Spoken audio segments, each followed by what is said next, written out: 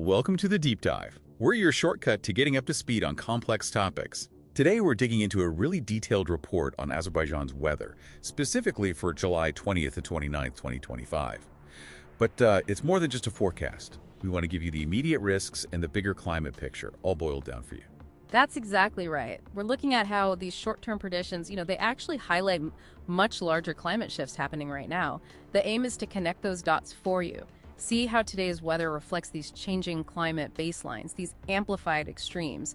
It gives real insight for planning, for managing risk. Okay, let's get into it then. The first thing that really jumps out is this heat wave. Affecting Baku and the Absheron Peninsula, July 20th to 29th. We're talking daily highs consistently hitting 34 to 77 degrees Celsius. That's, well, quite a bit higher than the usual 30 degrees for July. And the feels-like temps could push 38 Celsius, that's 100 Fahrenheit. So what makes this more than just, a hot week in summer? Well, what's really striking is that it is more than just a hot week. It's what we'd call a pronounced heat wave. It's the sustained period above the average you see.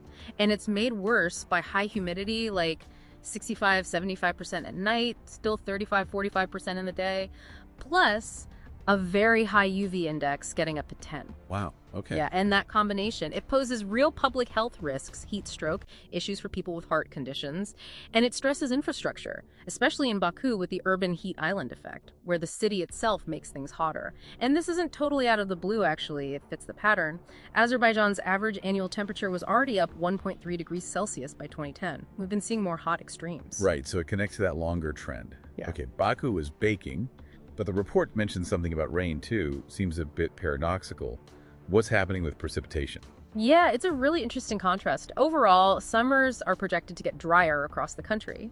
But locally, especially in the mountainous regions, there's this specific risk. The forecast actually calls for short-term rains, even thunderstorms, in some mountain areas around July 20th. Huh. So, localized downpours. Exactly. And the bigger climate trend here is an increase in the frequency and intensity of these extreme rainfall events in certain spots. This leads straight to risks like flash floods, soil erosion, mud flows particularly dangerous on slopes where forests have been cleared. And we know Azerbaijan is already very vulnerable to floods. I mean, it ranked 24th globally for flood risk back in 2022. That's a stark warning. So you've got intense heat in one area, potential flash floods in another. What about the Caspian Sea? It's huge. Does it help moderate things? What's its current state? Good question. The Caspian surface temperature will be warm, around 24 degrees Celsius during this forecast period, though keep in mind we saw it hit 30 degrees back in 2021. Still warm then? Yes, and here's the key point. This warmth isn't just seasonal, it reflects a decade-long warming trend. It's a direct sign of climate change impact on the sea itself. And this warming, it ramps up evaporation significantly. That's a major factor in why the Caspian Sea is actually shrinking, a trend expected to continue for another 10, maybe 15 years. The sea itself is shrinking. It is, and that has huge ecological knock-on effects for species like the Caspian seal and economic ones too, impacting shipping, fishing, everything. Wow, that really paints a complex picture. So if we pull back and look at the whole situation, the heat, the floods, the changing sea, what are the major long-term vulnerabilities for Azerbaijan? Well, these immediate patterns. They line up perfectly with the broader climate change impacts scientists project for the region.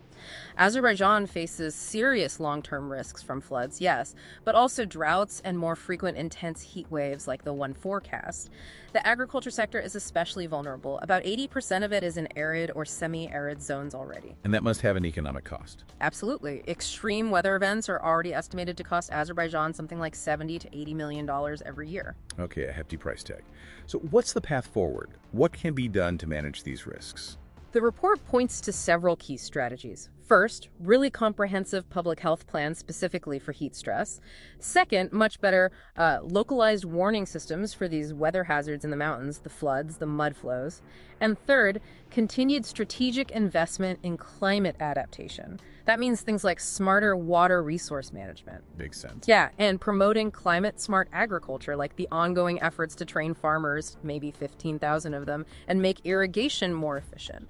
Plus, diversifying the economy helps build resilience in the long run. So just to quickly recap for everyone listening, we've got this intense heat wave hitting Baku, sort of paradoxically paired with localized storm and flood risks in the mountains, and all against the backdrop of a warming, shrinking Caspian Sea, all clearly amplified by climate change. Precisely.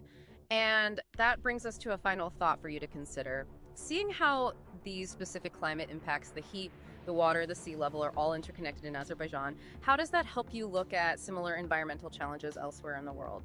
And what does it suggest about the kind of global effort and adaptation strategies we truly need to build a resilient future for everyone?